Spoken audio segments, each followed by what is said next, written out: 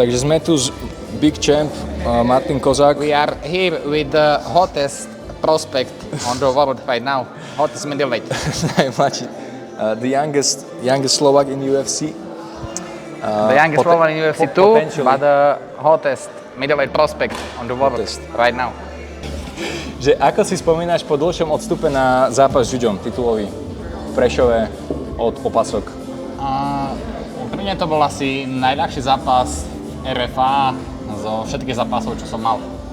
Tak na to spomínam a spomínam na to tak, že to bol určite pekný moment vyhrať titul u mňa doma, keďže to bol prvý event historicky v Prešove, taký veľký.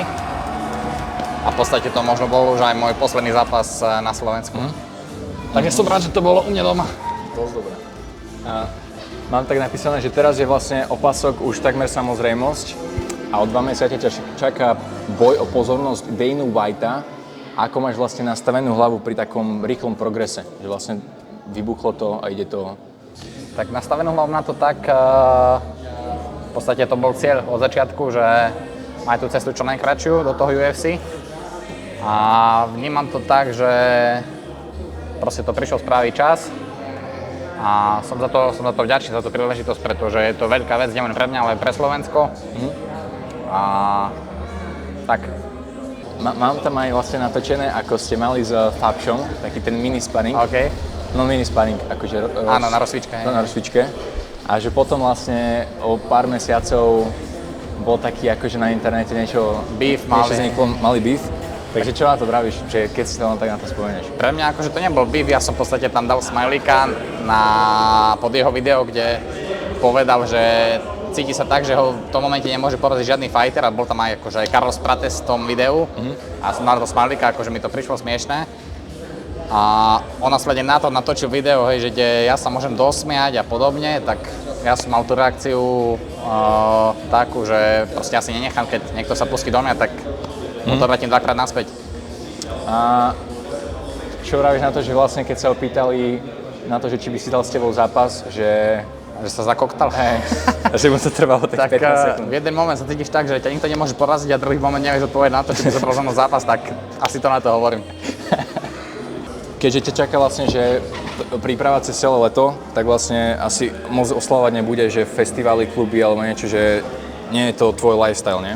Ako vôbec také veci nepreferujem ani mimo prípravy, nie to ešte príprave, takže toto určite vynechám. Maximálne bude hip-hop žije u nás v Prešove, tak možno sa pojem pozrieť do nejakej 11. ale vôbec toto ide mimo mňa.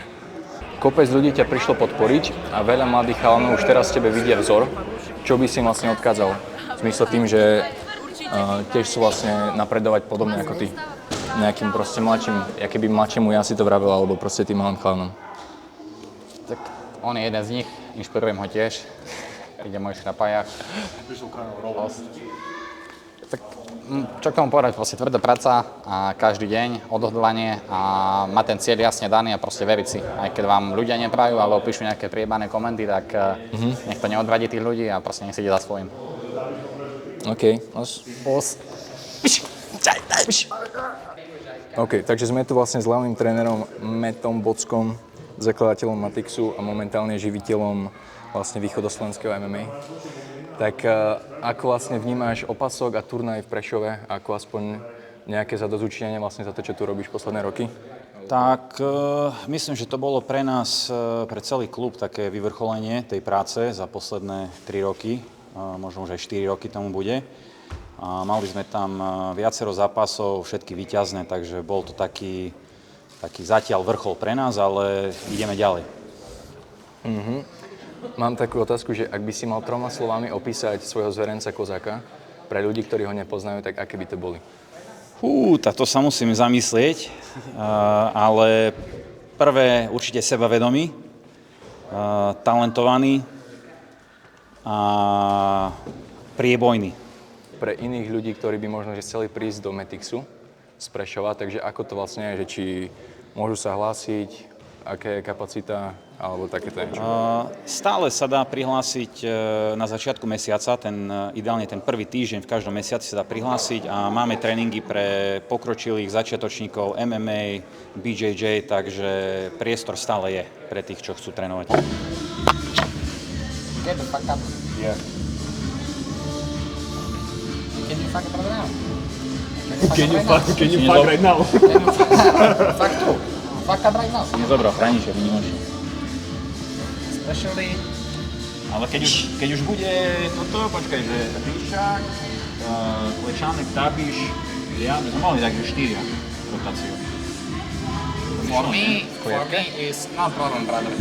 Every time, everywhere, I beat 4 people when I want.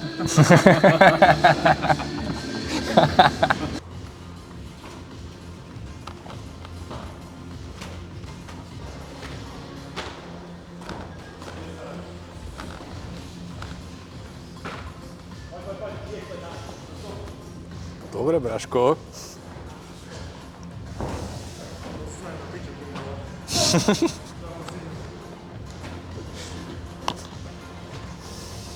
To bude ťažké.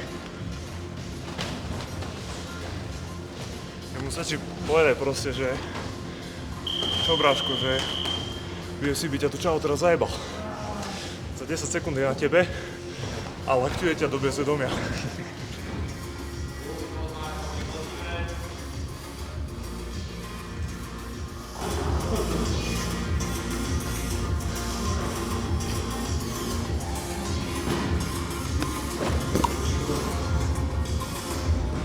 I can eat pizza, I drink soda, and these motherfuckers cannot beat me.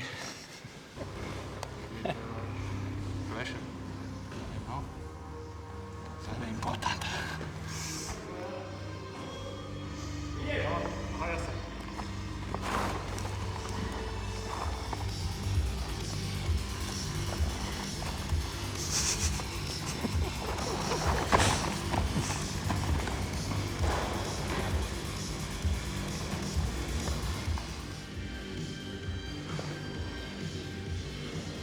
Čo na to vravíš? Začal to pripraviť, strelali sme si na ňu 4 kola. Ešte vidno, že Maťo ešte nemá túto formu, ale je tak, že to je strašne s ním objektívne našetriť, čiže to sa nedá takto hodnotiť. Ale akože neviem si predstaviť, čo to bude na konci prípravy. Hovanovi nezavidím.